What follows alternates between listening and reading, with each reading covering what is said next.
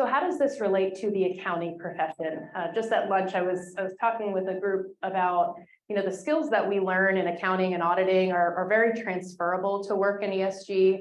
I mean, this middle pillar, so reliability, consistency, comparability, and standardization are things that are kind of ingrained in an accountant or an auditor. And so we're applying that same mentality to work, to mostly reporting work. But instead of it being on an account balance or a specific number per se, it's on a metric.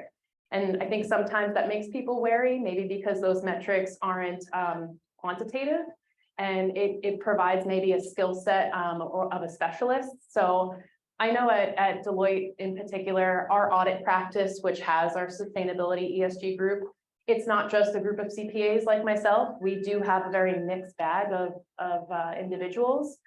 Some people on my team are environmental scientists. Some have a PhD in environmental studies. One person is a transfer from a different company that specifically spent her time on forestry. So definitely a diverse group of people working together, so that when a company says, I need help, I don't know where to start, well, there's somebody that knows the financial aspects of it, and there's somebody else who will answer the very specific questions on a metric or a target and maybe how to calculate it. And the skills are transferable, right? You need to be critical thinking and detail oriented. So these are all kind of intertwined both into your accounting audit practice and the ESG practice. So I included this slide to show an example of some of the work that we do. So when a company says, I don't know where to start, one thing we usually propose is doing some kind of materiality assessment. So on that first slide where I had the 5 buckets and the broad universe of topics, companies have to consider, well, of those many topics that are listed, how do you get to the ones that I need to actually report on? Because clearly they can't report on all of them.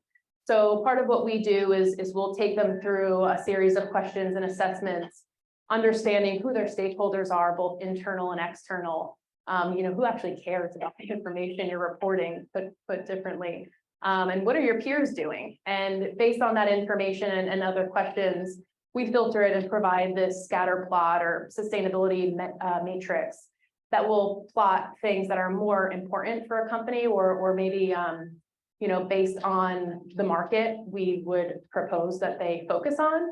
And those are the areas that maybe they'll spend more time on in data gathering and in summarizing the metrics. Made it sound very easy, but it's fairly time consuming. So I also had mentioned on the timeline that down the road, there will be a requirement for assurance over this work. So as you know, there's a big difference too between reasonable and limited assurance. So it starts out with limited and becomes reasonable.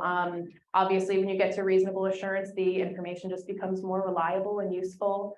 And the work from an auditor changes a bit too, right? You're going from doing more of a review to a full examination and providing an opinion.